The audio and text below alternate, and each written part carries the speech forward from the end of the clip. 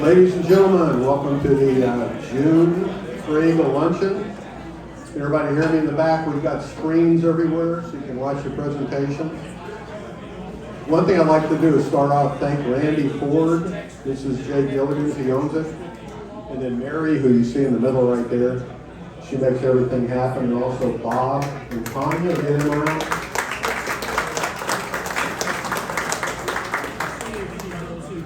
And then I'd like to thank my wife, checking everybody in, Beverly. And also Bob Lyons, who's second in command, and Don Gates. And then we got Jock over here doing the video. And then Alan Brock. Alan loves doing RSVP, so I just let him do it. And then from Gray Eagles, we got Bill Rose as the secretary. Here's Bill. Stand up, Bill. Okay. Bill used to handle these really nice name tags, but now you do it on the website.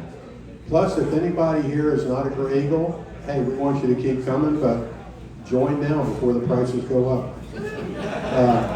Cheryl Guff is our auxiliary member, chairman. And then Earl Bruner, where's Earl? Earl right there. Earl is an APA liaison. He is still an active pilot, American. And then we got Jeff and Janet Linhart. Jeff, their membership, they do a lot. And then I always like to ask this question, how many active pilots do we have here right now? 1, 2, 3, 4, 5. That's great. Who's the youngest pilot? Who's got more than 5 years to retire? Okay, we won't go any further. I retired 2 days ago.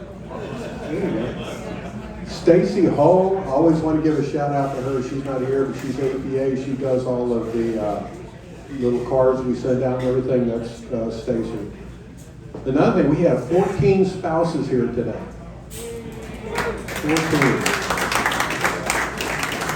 And are the Canatellas here, Mike and Lauren? Okay, I counted them as 2. And we're going to be introducing General Kelk, John Kelk. He just retired in March, A320 pilot. But also I want to recognize General Bob Jones. He flew 100 missions, F-100 in Vietnam. And Bob was a 767 check airman. And he and Joyce come faithfully every time. Do we have any more generals? That's just a general question. I write my own stuff. How many F-15 pilots do we have? Got Jeff. Who else? Is that it? All right. How many Marine H-46 pilots do we have? Okay, that's it. They're still confused how I got hired. Our next meeting is going to be in September. We're going to take July, August off. In September, it's going to be interesting based on the economy and hiring. You know, we had Dina here. She said we're going to hire 10,000 more pilots, and now they stopped hiring for the year. So things change. The only constant is change. So we might have a guy named JC, who's the Senior Vice President of Flight, talking, and that'll be very interesting. One thing I wanted to show you, the surviving spouse checklist. Since we have 14 spouses, we have copies up here. This comes off the Gray Eagles website. If y'all haven't been on the Gray Eagles website, a lot of good information. Also, they have an AA20 self-serve guide on the website. So a lot of good information on there. Got the convention coming up in October, November. So we'll be getting more information out on that. It's going to be really good. It's a celebration. Okay. Where is, let me see, Reagan or Kendra? Where y'all at? Yes, would y'all get up come on up here real quick and just talk about it.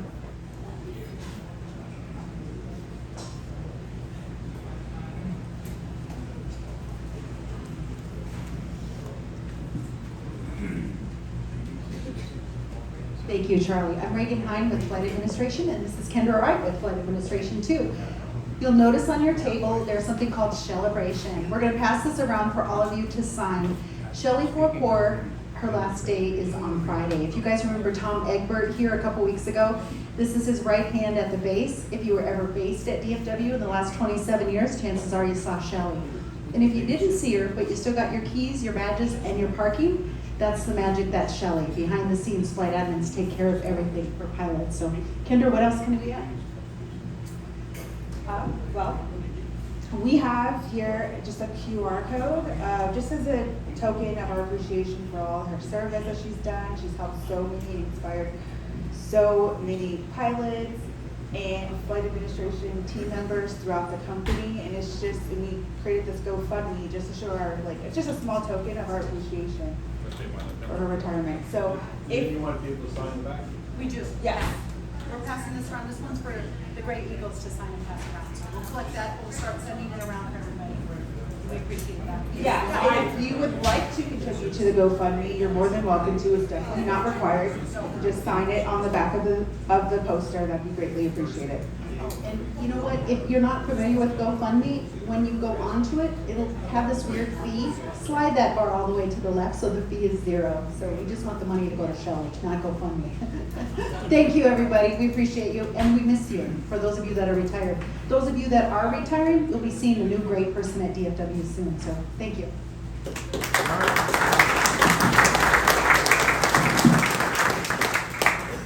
And this is our chance to show appreciation to the people that support us and have supported us.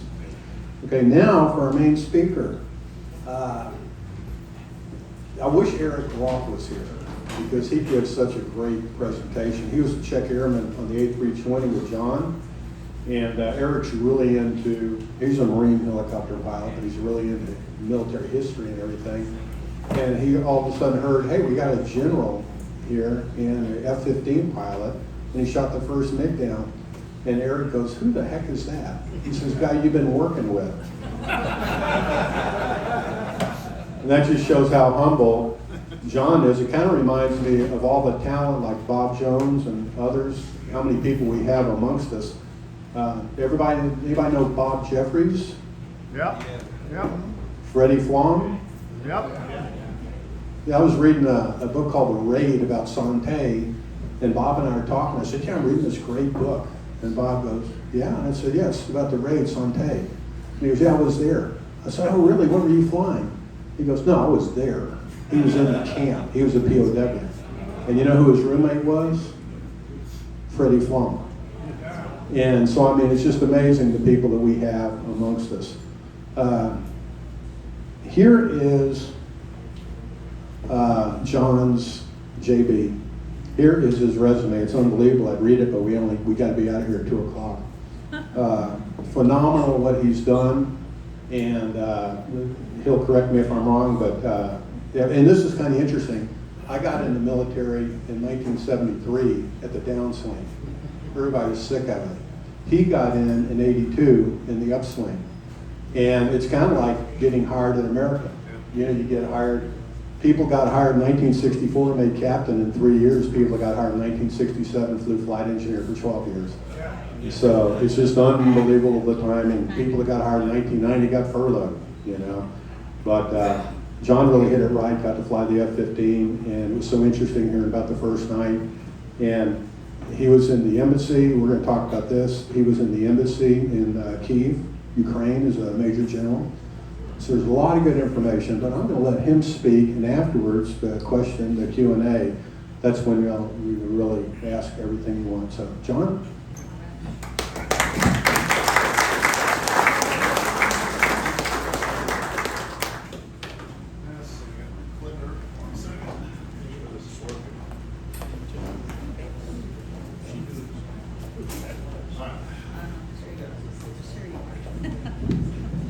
Can everyone hear me okay? I hope in the back, y'all can hear me? Thumbs up? Okay. If for whatever reason you can't, just holler out. I don't mind. Thank you, Charlie. Generous introduction. He kept saying John. I don't even have to turn around. Who's he talking to? Everyone knows him as JB, right? So No, I mean, that's funny how we get names, call signs and whatnot, right? So anyone who's been in the Air Force gets a nickname, a call sign, whatever, and that's kind of how you, I mean, even my wife calls me that unless she's mad at me, then it's my middle name. But a little bit about, what I'll talk about, just kind of the big picture. I've got a little PowerPoint presentation that's 15, 18 minutes long in the cost. And what this will go through is it'll go through the first night of the Gulf War that I was a part of.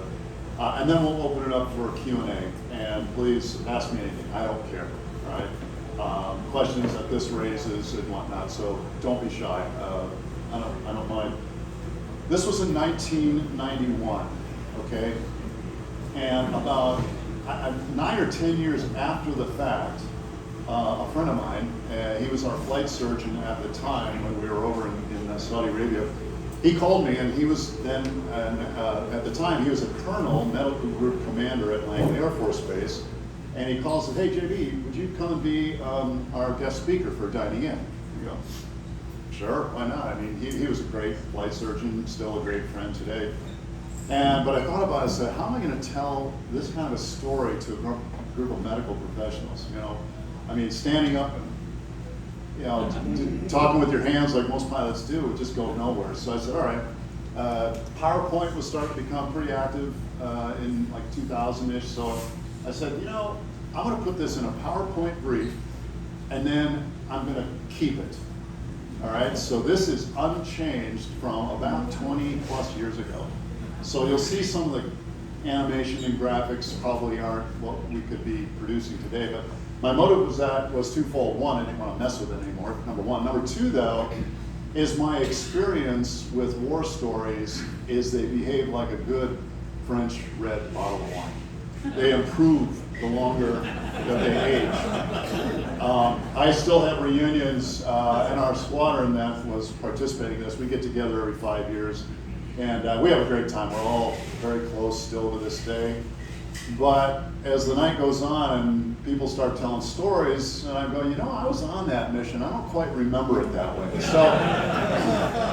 So what I thought is if I put this together while I still have a fairly decent recollection and then keep it unchanged, my story can evolve into that bottle of red wine that I see frequently happen. So anyway, that's kind of what we're talking about. And once again, we'll go through this, and at the end, please ask me any questions. So to get this started, and I'm really hoping technology works here for me. Uh-oh. There we go. August 1990, here we are, Iraq, and I've got my little clicker. Doesn't seem to work. I'll do it with my hands if needed. But if you remember, Saddam Hussein decided it would be a good idea to invade Kuwait. All right? And so he marches his troops into Kuwait about 3 weeks later, and this will get caught up. There we go. The response from the U.S. and the world was unimpressed. And so myself and 24 F-15s, along with 36 of my best buddies, we ended up in this little air base called Tabuk, Saudi Arabia. Anyone been there? Tabuk, Saudi Arabia? Yeah, lovely place, eh? It's just like Las Vegas. All right. In terms of dryness, elevation, and topography, that's where the similarities end. Okay, you're middle Saudi Arabia, small little town. But anyway, we got there 3 weeks after, and we were one of the first group to set up shop in Saudi Arabia, where we sat for the next 4.5 months. All right, just planning, training, planning for what might be. So that kind of sets the stage for where we're at now. This is Iraq, 1990, all right? Third largest air force in the world, 600 aircraft. You see the top ones, the MiG-29, most latest, MiG-23 and their Mirage F-1. Surface air missiles on the top there, they had plenty of those. Our AAA, ZSU-23 Force, for those who are familiar with that, 100 rounds a second, shoots up to about 10 to 12,000 feet above the ground. So that was part of their arsenal, and then in the upper left corner, you'll see the Scud missile. All right, and that became a big planning factor because those things were pointed at Israel. I'll talk about that in a moment. In the center of it, that circle that you just saw expanded was Baghdad. What's significant about Baghdad? Well, in the architecture of the Iraq military, it's very Soviet style, which means centralized command, centralized execution, whereas we more in the West focus on centralized command, but decentralized execution, meaning we do our planning element and we push it out to the field and we let the field decide how they want to do it, which is different than the old Soviet style. So when you're devising a war plan, that big old center around Baghdad becomes a critical planning element, what we call a center of gravity. If you hit that, then the rest comes crumbling down. So as I describe the plan of attack, keep your focus on that, and it'll explain why we devised this plan the way we did. But as I said, third largest air force rather in the world behind us and Russia. So that sets the stage. So here we go. I call this the surprise attack plan, underline surprise. So 3 in the morning, the helicopters, the Army, are going to try and take out these listening posts that you see along there. They had literally guys with listening posts, listening for fighters and other things flying over that they would report to Baghdad. The F-117 stealth fighter, remember that? It was its debut in combat. So we're going to fly that thing right over downtown Baghdad, unescorted, because nobody can see it. It's evasive to radar, and take out the command and control center. Meanwhile, F-15s, the upper left part of your screen, the gray model, the 2-seater bomb dropper version, is going to try and find those Scud sites that were in Western Iraq pointed at Israel. It's very important to keep Israel out of this conflict, to keep the coalition alive. Finally, you'll see in the lower right, you'll see F-15s, light grays as we call them, air-to-air, and that's what I flew. We're just hanging out south of the border while all this is going on. All right. The thought is that we could go in, attack those various sites, and then have our friendlies leave without the requirement for air-to-air support. So as this would progress, now it's about 3:15 in the morning. The friendlies, you can see they're heading out of town. You got bombs and everything going off. And then after they've safely gotten back into Saudi Arabia, that should store up the hornet's nest. You see the red arrows there with the big bad guys. And then we, as the light gray F-15s, air-to-air guys, would sweep in and we'd have this fish in a barrel, right? No friendlies in front of us, the perfect scenario for what you want to fly against, and we'd have our way. So, good plan, right?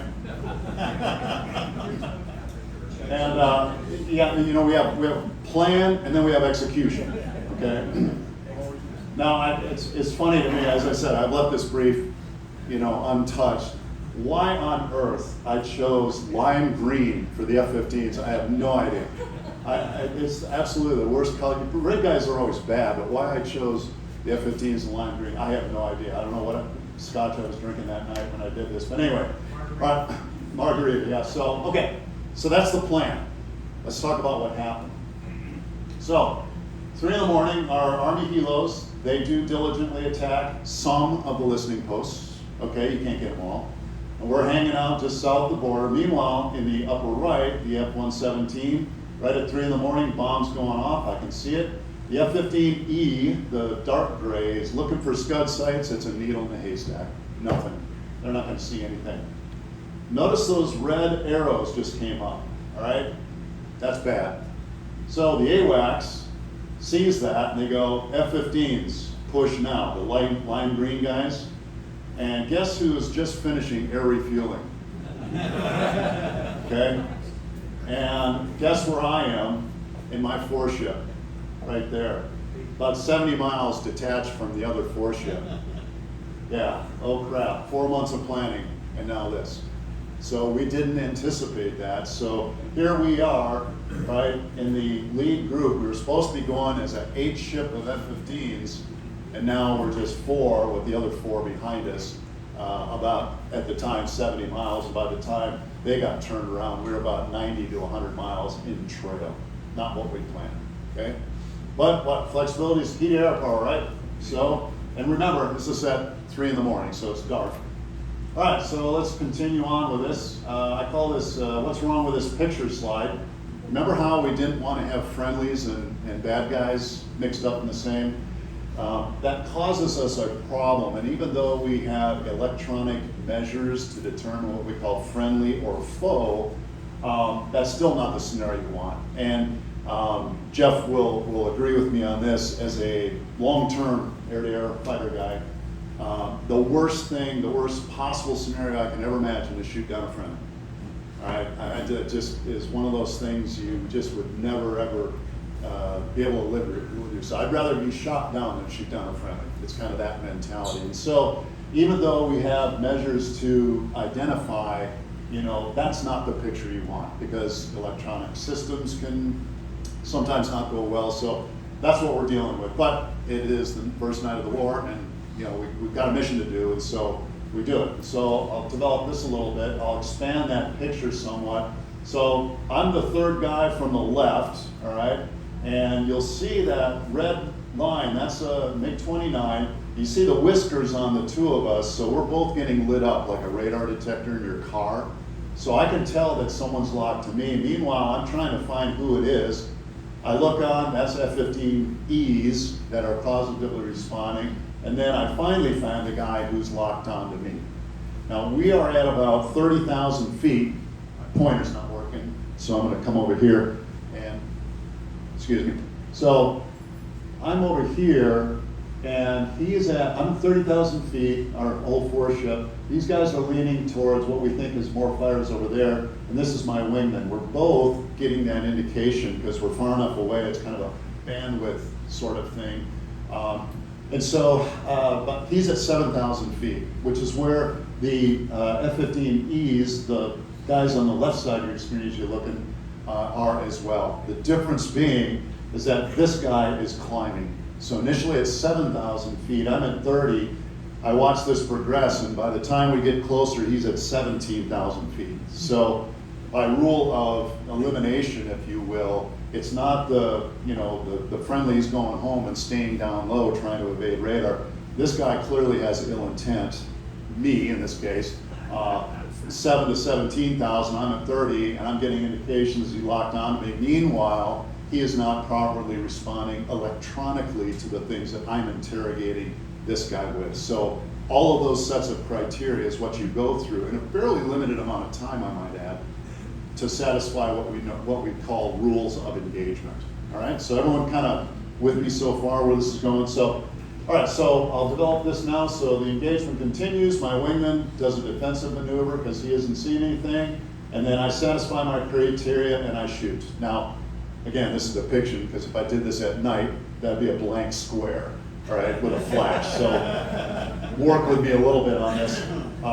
And so I shoot, missile comes off, and then I do a maneuver away. And the purpose of that maneuver is to slow down the intercept. In other words, if he's coming head on to me, and I've got the high ground, right? He's climbing up to me, and it's just like our Army friends always want to be on the top of the hill shooting down, right? The kinematics of missiles. This is going to do a whole lot better than a missile trying to climb up 10 or 13,000 feet to get to me. Furthermore, is when you lean away, that complicates the missile solution. So not only does it have to climb, it has to climb and pull lead on me. So it's somewhat of a defensive maneuver on our part, called an F-pull for those fighter guys in the crowd.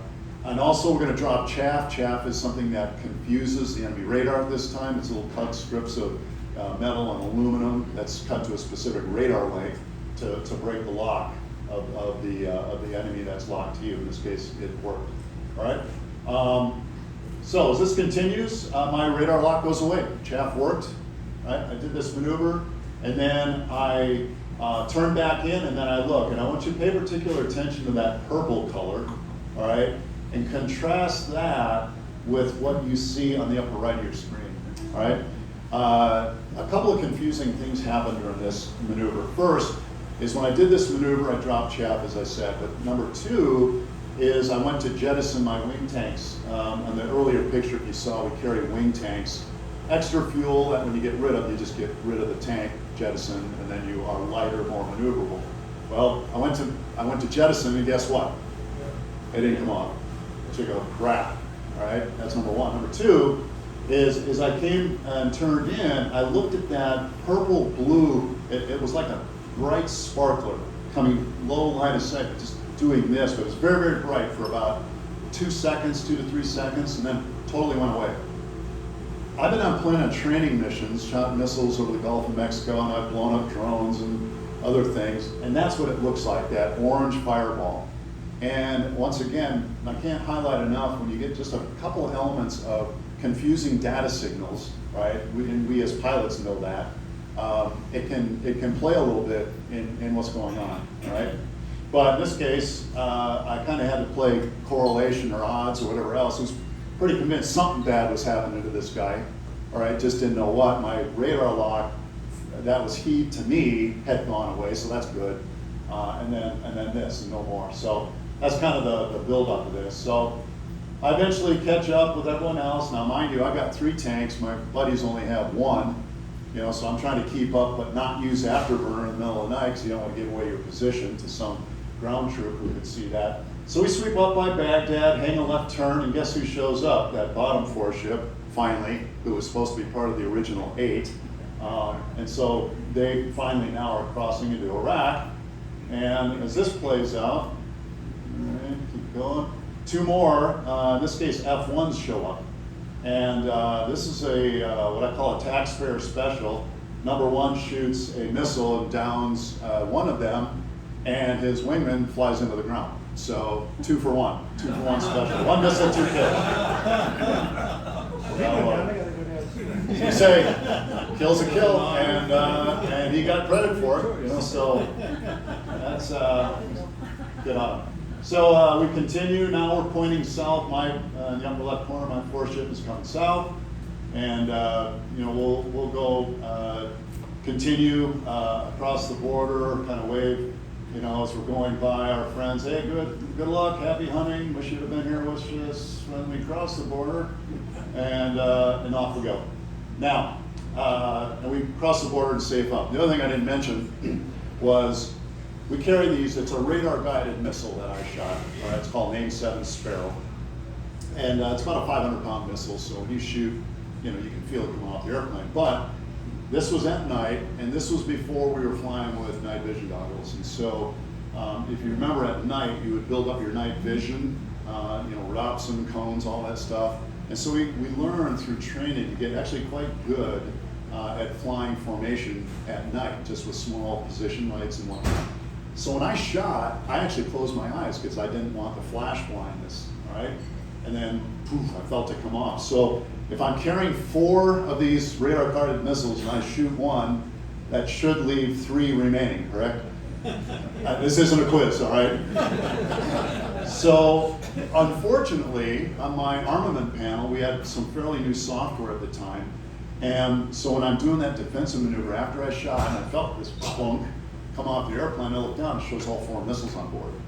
I go, you gotta be kidding me, right? And that, you know, but I knew what I knew, and so I stayed with it. But now that we crossed the border, I had my, you know, the whatever, one of those Dirty Harry movies, I got to know moments, and so I told my wingman, fly underneath me, do a battle damage check. We would just make sure nothing's wrong with the airplane. He flew underneath my jet, and I said, please tell me I'm missing 1 missile, because you are. And I said, this could be good. So anyway, so we go back and land. It's, again, 3 in the morning. I got back and landed about 5 in the morning. We go to debrief, and, you know, I mark down the claim. You know, you claim a kill, and then and I was flying the next day. I had a noon takeoff the next day, you know. So, and someone can ask me crew comments later, but it's war. Well, I remember coming in, I tossed and turned in my hooch for about 2-3 hours, and I replayed this engagement over and over and over in my mind, the timing. And so I came back in at 9:30 to get ready for the next mission, and I went to my squadron commander. I said, boss, I played this in my head 100 times. I mean, I'm going to change it from a claim to a confirm. I know what I did, I know what I saw, I know what I shot, and I saw the outcome. He goes, you can't do that. I said, what do you mean I can't do that? I'm telling you. He says, AWACS already called and confirmed it for you. Yes, sir. Yes, sir. All right, so that was that. So I flew the next morning. So my next 36 hours, I told you, I took off at noon the next day, and we got 2 MiG-29s. I was not doing the shooting, but I was right there with it. And then landed from that. The following morning, we had an early morning sortie that busted. We landed at 9 in the morning, said, can you guys get airborne immediately and for an extra sortie? I said, sure. So in the far left corner, there was 2 more MiG-25s, and I was part of that as well. I was not doing the shooting, but I was right over the top of it.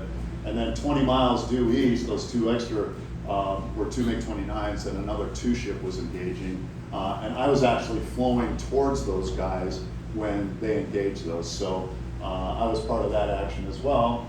And then for the next 2 weeks, my squadron totals, we got 3 MiG-23s there in the middle. And then curiously, the Iraqis thought it was smart to evade into Iran to preserve their fighters, which we thought was curious. They just fought an 8-year war with these guys into Iran.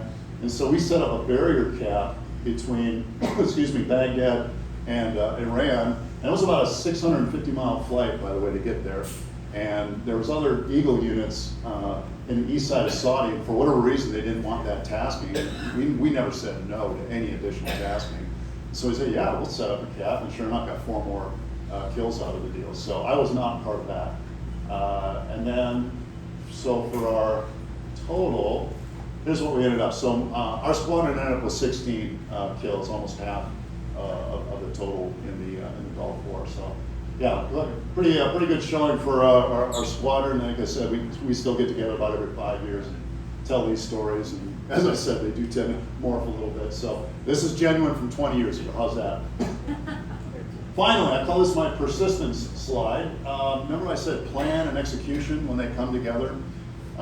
So this was 14 years after the fact, and I'm in the foreground here, the one closest to you, and we briefed up, we're all gonna shoot against a drone in this case, and ready, fire. We had a camera ship kind of sitting where I'm standing, filming this whole thing, and amazingly, all the missiles all came off, and they all guided, and we smoked the drone, and it was a good thing. So persistence, sometimes, all good things to those who wait, 14 years later, here we are. So that's that. I was in the St. Louis Guard for a long time. I know this is pretty offensive to many Rangers fans. You got your thing last year. Congratulations. I know 2011 was a tough one, that you had a chance against us in the Cards. But anyway, so that's the end of that. I just did this morning. So I've got about 30 takeaways I can use. I picked 3 of them because you got to have 3 main points, right? It's an Air Force brief. So I'll go with what I thought were the 3, okay? But before, Reagan and Kinder are here, right? Yeah, let me do a shout out to you guys. For a guy who left the active duty after this and came to America, and I just retired 3 months ago, by the way. And I haven't failed retirement yet. I've been retired 3 months, and I've traveled 6 weeks of those 3 months, so it's been great. But there is no way I would have had the military career I had at any other airline than American, okay? The flight office was simply excellent every time we put in a request, every time, and I don't think you guys know actually how significant that is. All of us have friends at other carriers. They were harassed all the time with orders requests, or do you really need to take that off and whatnot, and there's no way I would have stayed 38 years and 7 days total were it not for you guys. So I give you guys a shout out, all right?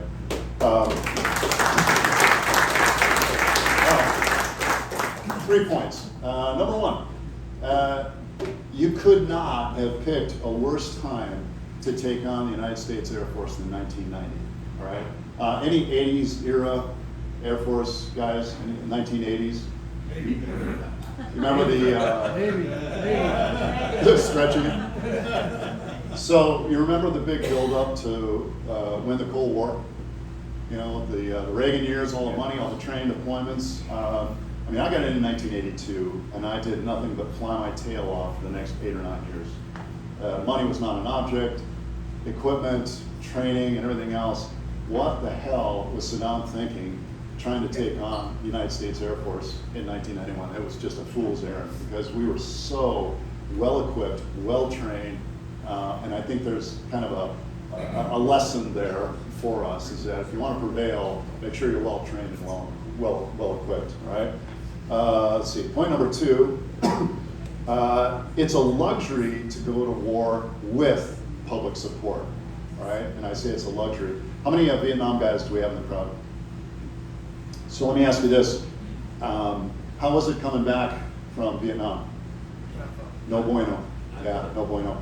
So when I was over there, even for our 9 months, we would have these letters addressed to any servicemen with public support, and then even after, as we came back, it was nothing but public support, frankly, for the next, 25 plus years since that, really 30 years with the support we've had, and I had it most of my military career. And my heart goes out to my Vietnam friends. You guys were my flight commanders when I started off as a lieutenant, and I would hear your stories. And once I came back, and I said if I had a public venue, to speak and talk, I would always acknowledge our Vietnam guys. And even though I know you didn't have, the support and treatment that we did, just realize that those of us who served and continue to serve afterwards, we never take that for granted. It's a luxury to have public support, but when we're called to duty, we have to do our duty with or without that. You guys served with that, and it's a special place in my heart for those that had to go through some of the things that you guys saw. So I always tip my hat to those who served.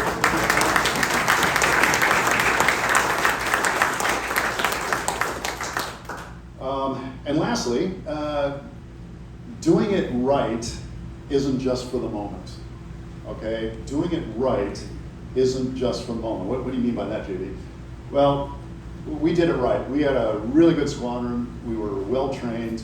We never refused tasking. To this day, I'll sometimes chuckle with some of my friends who weren't with us. They were on those sides of Saudi, who didn't accept additional tasking. You heard me talk about, I landed at 5 in the morning and I took off at noon.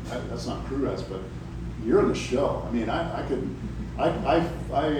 flew, I think, 6 times in 5 days, long missions, and I didn't have a lot of sleep in those first 5 or 6 days. And you don't need it. Now, do I advocate violating crew rest during peacetime? Never. No.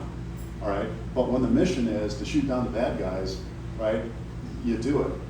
Well, likewise in your training, all right, you do it right the first time so that you continue to do that with your friends ongoingly. Here's the benefit of it. It's not just for the moment. What we enjoy in my reunions, and I think it's the same reason all of you get together as you do, is I'm guessing those in this audience did it right. And if you do it right while you're at your job, whether it's American or military or whatever it is you do, you get to enjoy decades of fellowship after you're done. And that's how I view that. It's not just for the moment, it's for the follow-on moments. And so that's my encouragement for all of us and you that partake of this, is doing it right just doesn't pay for the moment. It pays all of those moments beyond. And I see, all of this fellowship that takes place here and the work and support that goes into it. Obviously, I'm proud that did it right. So my hats off to you for that.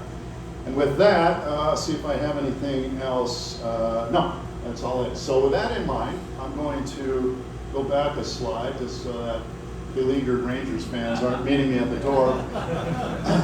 And I'm going to open it up for questions if there are any. Yes, sir. What was your intel on the Iraqi pilots? There's that saying, never underestimate the threat. I think it was more the unknown. Right? 600 aircraft is a lot of airplanes, right? But one of the reasons we devised the nighttime attack is that we owned the night. That was in dispute, right? Nobody likes to, in the military, who wants to night fly, right? In training, it's, it's late, it's just, but because we were so, it's like flying an all-nighter, right? Nobody wants to do it, right? But, we knew that they had utterly no ability to match us at night. So that's why you saw that. And we would do many, it was a 24-hour operation, right? But the ones that had the most risk assets, F-111s, ID that couldn't shoot back, those were all night sorties, right? Just like us, we devised this initial plan to attack the center of gravity at Baghdad in the middle of the night, because we knew that their responses would be less. So we were quite confident in that regard. But if you ask me, did I have butterflies crossing the border on the first night? Of course. And especially when things didn't go according to plan, right? But however, the one thing again that we had going for us was we were so well trained. I had so many reps, all right, coming into this that, you know, Nellis Air Force Base, big training site for fighters. The year before, I think I had 30 or 40 training sorties just at Nellis alone on the northern ranges. And that, so having those kind of repetitions really is such an advantage. So we knew we had, but the MiG-29 is the aircraft that I shut down. That was the newest Soviet fighter. And so we had some unknowns pertaining to that. It had a radar missile. He was locked onto me at about the same range I was locked onto him. You know, their older MiGs couldn't do that. This one could. So we put a healthy but confident respect, if that answers your question. JB, please repeat the question before you give the answer, please. Thank you. Okay. Yeah. I have a question. I remember this campaign years ago when there was a major air assault during the night, the F-111s and all the other aircraft in the bombardment that was under AAA. Triple. Was this operation that you were involved with after that or before that? So I think you're referring to the Libyan raid, which would have been 85, 86, correct? Yeah. And that was the 111s and the Navy EA-6. So the question is, did this operation in Desert Storm mirror what took place in the 86 Libyan raid? To a degree. The thing that was different, though, is Libya didn't have nearly the command and control structure. I mean, they had anti-aircraft artillery, they had surface-to-air missiles that needed to be contended with, but they didn't have the command and control structure that you see in Iraq, nor did they have the robust Air Force. So the other thing that we had at our disposal in this conflict was the launch and the premiere of the F-117 stealth fighter. That was a game changer, that you can take this aircraft unescorted, all right, and fly. And that, you know, you think about, that takes some confidence, right, to go in alone, unafraid, in the middle of the night with no defenses and drop. But it proved successfully because nobody saw it. That was probably the primary, I'd say, difference in the two. Does that answer the question? Yes. Okay. What else? I'm not getting out very easy. How is that stealth technology working today? Have things caught up to it, or? Yes. So the 117 was kind of the premier launch, if you will, of that technology. And since that time, you had the development of the B-2 stealth bomber, and now you have the follow-on B-2. I forget the name of the 21. Thank you. And then the F-22 and now F-35, which is built right here in Lockheed. Those are all stealth technologies, and they built on the success of that. It's more expensive to build, it's more expensive to maintain, but the benefit you get, of course, is the radar evasion, if you will. That's the benefit. Now, does every fighter need to have stealth? In my opinion, no. You know, stealth kicks down the door. You get to kick down the door, drop bombs, shoot down bad guys, whatever, but a campaign is also one that you just drop bombs on the targets. That doesn't have to have stealth once you leveled the enemy air defenses. So once you take down the command and control, surface-to-air missiles, or enough of the fighters that you can be confident to fly in, then you can go in without stealth. A good example, so after about 3 weeks of this air campaign, B-52s started flying in to soften the Army. And they would go in nightly and drop 150 bombs on Army targets just across the border. And so when, if you looked at how the Iraqis surrendered, they were completely battle fatigued, of getting bombed every single night. And B-52, as you know, is an old airplane, there's no stealth on that. So the 117s, with stealth debut, that technology fed into some of the later fighters and bombers, which we still have today and works. Yes, sir. Talk about how viable the new F-15EX is today and where it would be used. So the question is about an F-15EX. So it's interesting being in St. Louis all those years where they're actually built, formerly McDonnell Douglas and then McBoeing as we would call it. They tried to, Boeing made a proposal that I thought was actually pretty good. I gotta get my years straight. I'd probably call it around 2000, 2002, right in that window, for an enhanced F-15, what we would now maybe call an EX, right? And the Air Force at the time was solely focused on F-22, and then the follow-on to the F-16, which became the F-35. And so anything that would compete with that was viewed adversely.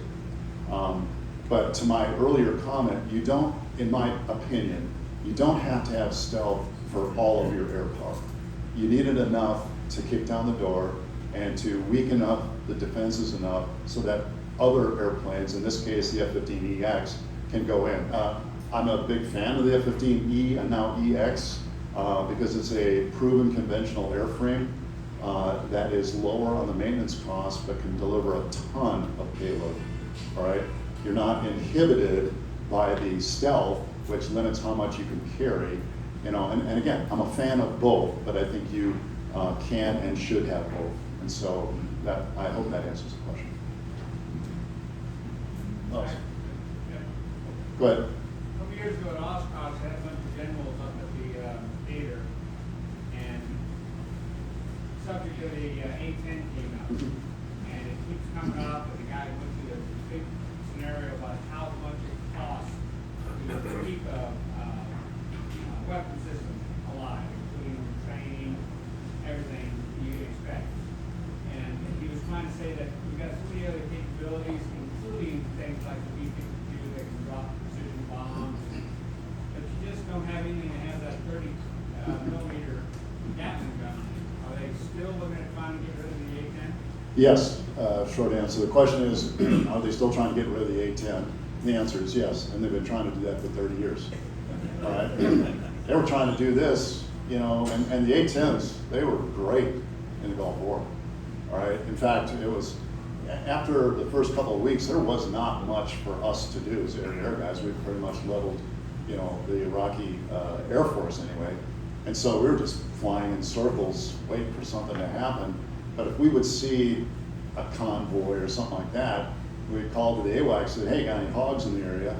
And oh yeah, so we'd send them in. We'd just fly over the top of them and watch the hogs go in with their 30 millimeter and blow up things. That was the most entertaining part of the day. It's, you know, it's kind of like the F-15EX. You know, the question is, can you replace it with other capabilities and technologies? Probably. But this thing still proves survivable and capable. And then it also gets into the politics. Most of your A-10s tend to reside in the Guard and Reserve. And so when you want to pull them out of the Guard and Reserve, then the local, you know, the congressmen and other people get involved and say, not my state or not my territory, kind of a, so that becomes a challenging dynamic also. You know, the Air Force may want to do one thing in their big sight picture, but then you have to compete politically to make things happen. So it becomes kind of a hot mess. But I think the latest iteration I just read not long ago has them downscaling A-10s. All right.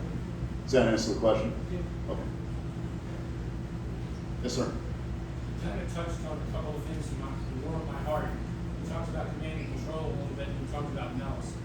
In my previous life, I was the chief of air traffic in Nellis, so I'm very into the red flag and everything that happened there. We had a guy here at weekend named Charlie Warner. Of course, yeah, your smile says it all. Yeah. What was it like having a commander that had your back? Fantastic. I mean, Charlie, you know, Chucky Horner is a warrior. The question is about General Horner, who led the air campaign at Desert Storm, and you know, he was one of my wing commanders when I first got in as lieutenant at home, and so it's everything.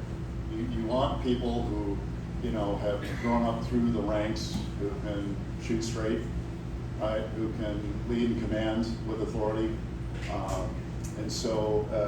In fact, if I could take an aside, so when we get back from this, So we have our big medals celebration, and kind of the rules were we're getting air medals and things like that. And if you had a kill, that was a Distinguished Flying Cross.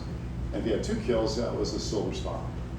So General Horner comes out, and we're all sitting there, and I'll never forget my good friend E.T. Murphy. I just saw him a few months ago. He was a lieutenant with 2 kills. We're all standing there in our blues. He's got his training ribbon, and General Horner looks at him with a Silver Star. He goes, "Well, son, now you got 2." The whole crowd broke up. And so, no, man, yeah. So a big fan, of course. It's great to have. Leadership matters. Leadership matters, and and the results prove themselves. So yeah, big fan. Yes, sir. What, if any, were there any F-15s shot down by the? No. Trying to think, and interestingly, so the F-15 is built to fly high. The wing on an F-15, it's called conically cambered, was actually designed to be at 30,000 feet and have enough power to sustain 5 Gs. Okay, so the F-15 is not the fastest airplane. In fact, down low, many fighters can outrun an F-15, big drag, but nobody can compete up high to be able to turn and just stay there. And that's where the missile kinematics are so advantageous, being high, less drag. I can shoot my missiles a lot farther.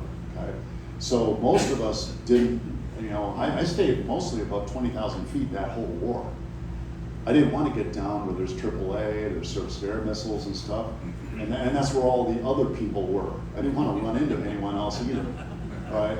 So other than to do some engagements, as soon as we were done, we got right back up and out of the way. So, but no, we did not use any F-15s. Still has the perfect record. It's like 120 to 0 or something like that. 104. Yeah, 104 thing. So. Didn't we lose the 130, AC-130 or something? What's that? We lost an AC-130? Yeah, we lost a 111, and I think we lost a 130. I can't remember that, but I was out there when we lost a 111, and that was kind of sad. There was this. It's unbelievable how stories can develop. And so the Mirage F1 that the Iraqis had literally had like a spotlight on it, and it was used to identify tail numbers and such.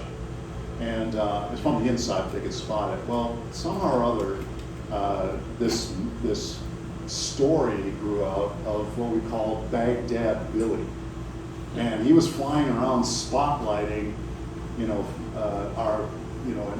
getting ready to shoot one down, and so this became prevalent. In fact, they were telling us that we weren't doing a good enough job of protecting our non-air-to-air fighters. And we're just scratching our heads saying, where is this coming from? Well, sadly one night, this guy saw an artillery flare and thought it was Baghdad Billy lighting him up, and gets in this spiral and flew around. So yeah, it was a just tragic situation that we were scratching our heads trying to figure out where this stuff comes from. Anyway, what else? JP? Oh, Charlie. Yeah, you said you got in 83 when the Air Force was in the F. 82, yes. 82, you spent 35 years plus. 38 and 7 days. 7 days. First 38 went quick, last 7 days almost killed me. What did you see the trajectory of the Air Force readiness and everything during that time? Oh, wow. Well, the first 10 years was a huge buildup. So from 82 through the Gulf War, massive amounts of spending, training, and the rest. But the problem is we won the Cold War. So the Berlin Wall came down in '89. I was just in Berlin last week. It was really cool. And with that comes the peace dividend. And so all my Vietnam friends told me that if you are ever in a downsizing Air Force, get out. All right, so those of you who were in 73, 74 saw that, right? The Air Force was downsizing because after Vietnam. So we downsized in the 90s. But the problem is that we stayed engaged in the Middle East. So what you see here was, got back in '91, I went back to the desert 4 times in the next 8 years. Back to Saudi or Turkey, flying, border protection in Iraq. And so there was only so much we could do. And then 9/11 and ISIS, and one of the strategies was we are in what we call asymmetric warfare. Asymmetric warfare says we don't need these conventional resources anymore. We need more drones. We need more things that can look up and view ISIS and other enemy, in the Middle East. So it's kind of a Middle East centric mentality. So it kind of moved away from the investment in, and it's kind of what killed the F-22, for example, right? So we don't need that anymore. We don't need that against, Russia, China, et cetera. And so we stayed on that trajectory for many, many years. And then when we started to realize, well, maybe we do need that capability, F-35 became part of that equation. We already made the decision to let the F-22 go, but in doing that, the F-35 and now the F-15EX is additional investment into that capability along with the B-21. So we kind of went through this period like, benefiting from the peace dividend, getting into other forms, but now we're in what we call great power competition. So we're with Russia and China, mainly in my view China, but you hear a lot about Russia right now. So I think and that's particularly true in the Navy. What's the investment required in the Navy? China's building theirs. We right now still own the seas, which is a good thing. But I think that's the ebb and flow and that's kind of normal in my view. We in the U.S. never wanted a large standing army. All right, this goes all the way back to our revolution. The jolly old England, large standing armies. We said, well, we'll plus up our military in times of war, but then we'll plus it down. That's one of the reasons we have a National Guard and Reserve. That's one thing we do very, very well in this country, is that we can mobilize our Guard and Reserve forces quite rapidly because we keep them pretty well trained, so that if we do need to go and do something, we can. But it's far cheaper to keep that element. So I don't know if that answers that, Charlie, well. That's a good description of everything. Another thing, you were in Ukraine, the embassy. When were you there? I believe it was 7 years ago. So I retired militarily 5 years ago, a little over 5 years ago. And my last position is I was the assistant to the United States Air Force's Europe commander. So my boss was a 4-star. And so I would frequently travel. They would dispatch me, to countries in Europe to represent the command. I call it eating and drinking for my country. Because Europe is, they do it right in that form. But so one of the, we were celebrating the 25th anniversary of the partnership between California and Ukraine. You may not know about this, but there's this thing called a state partnership program. Ever heard of that? So when the wall came down and the Soviet Union disbanded, now we've got all these countries that used to be part of the USSR, and we're kind of going, what do we do? We can't really put US troops in there so they came up with this idea. They said, and I'll use Poland as a good example. They said, how can we partner with something that doesn't appear to be inflammatory? And so, any Chicagoans in the crowd? So, where is the largest concentration of Poles outside of Warsaw, Poland? So Poland and the state of Illinois became partners, and that I think was around 90-91, shortly after, and so we have all these partnerships. Well, California and Ukraine have been partners, and so we've had, and I served 5 years in California, so we had members traveling to Ukraine and back, and they would come to California too. And it wasn't just military, it was part of it, but it was also agricultural, hospital, medical, all those kinds of relationships that you build over a long period of time. So we're celebrating the 25th anniversary of it, and then I represented the command. Even I was also a California Guard person at the time, so I was in the embassy at Kyiv as they say, Kyiv. We say Kiev, but Kyiv, Ukraine, and yeah. So I was there and kind of saw what was taking place. Honestly, I didn't like what I was hearing. There was a lot of talk at the time about Ukraine and EU, Ukraine and NATO. I was horrified at what I was hearing, only because, I always think it's important to understand who you're going against, right? And that for Russian history, Belarus and Ukraine have been buffer zones for much of their existence. You can just think back to World War II. The Germans were, driving into Russia. They had to go through Ukraine to do it. That's a long supply chain. And so, so hearing that kind of talk, I was not a big fan of hearing that. I wasn't in a real position to say what I wanted to, but I didn't like what I was hearing, and here we are now, sadly, in this conflict later. I didn't think, well, I'll just leave it at that. I don't know if that, I'll dance around that question, but I thought it was premature to be talking that way. How's that? Yes, sir. Ukraine, we're sending them airplanes, the Europeans are sending them fighters. What's the training time for the Ukraine pilot to get up to speed and be operational? Yeah, I don't know the answer to that, actually. I know you're right, we are training them. I don't have a specific, I know what generally it will take, 4 to 6 months is a normal interval for an F-16 training, for example. Now these guys are, experienced flying, say, Su-27s, MiG-29s. So they do fly the latest generation of Soviet equipment, so they're familiar with high-tech fighters. The F-16, is a bit of a different animal. It's typically a 4 to 6, month training element. So that would be the best answer I can give you. But what they're going to do with it beyond that, that was a tough question to answer. General, I can answer some of that. They're finding that guys that have experience on the Russian equipment can't train on the American equipment. The younger guys that they're being able to train that don't have the indoctrination of the old Soviet Union doctrine.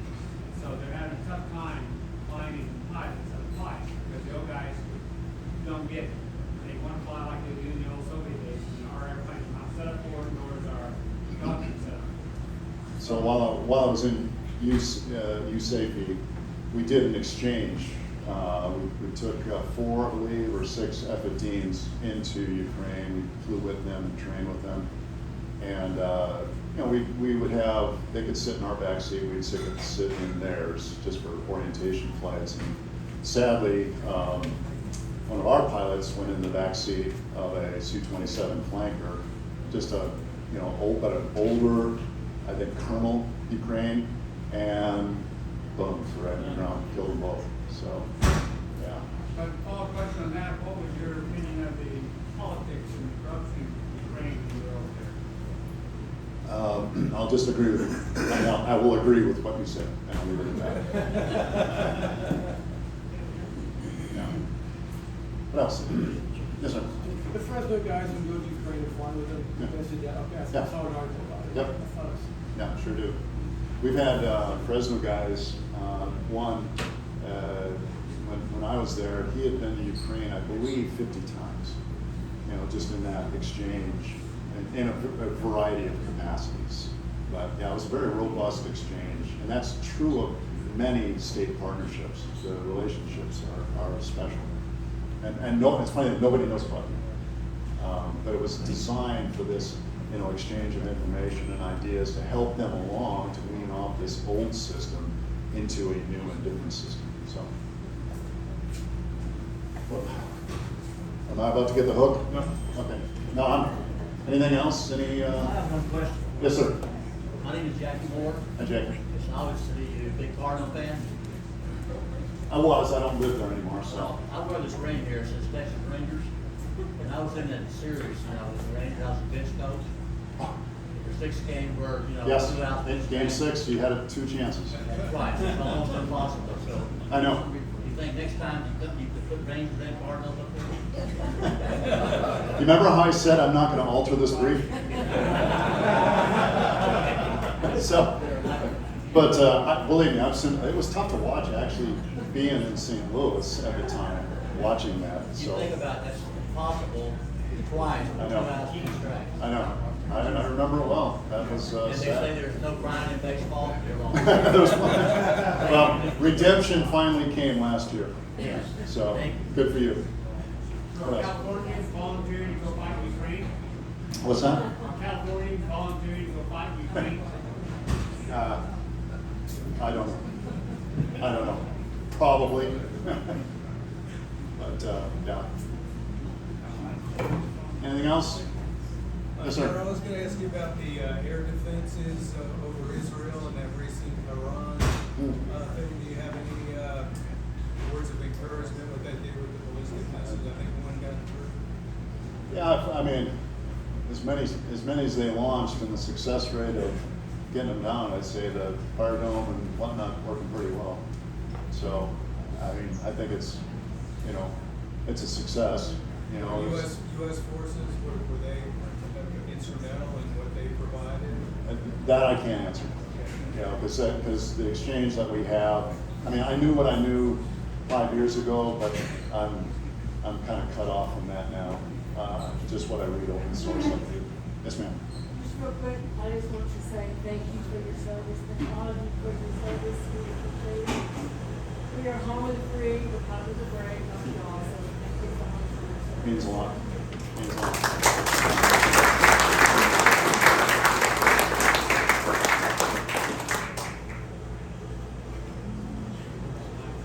Anything else? Anything else? Going once, going twice? All right. My pleasure. Thank you so much.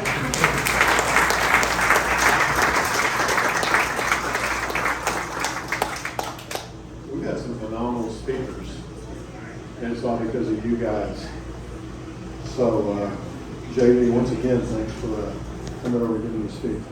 So he shot the first F-15 down through the Desert Storm. Sorry.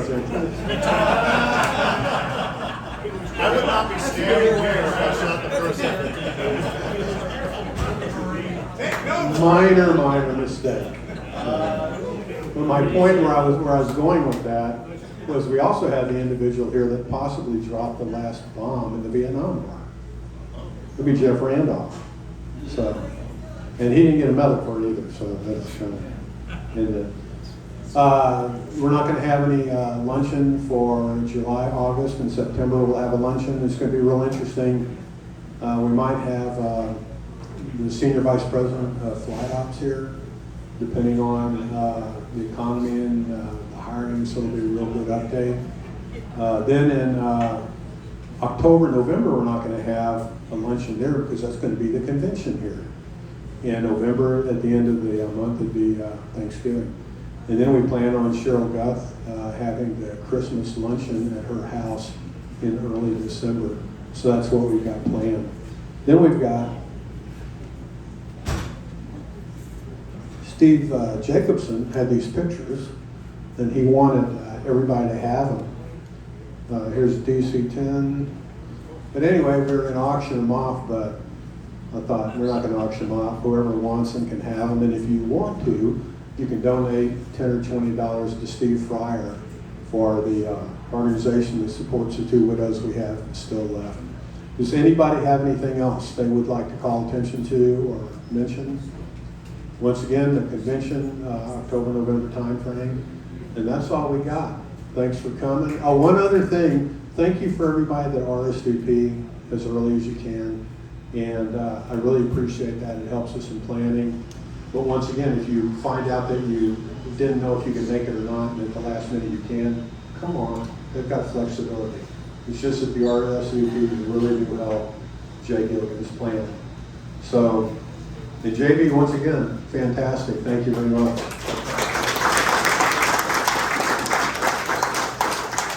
And that concludes the luncheon. Everybody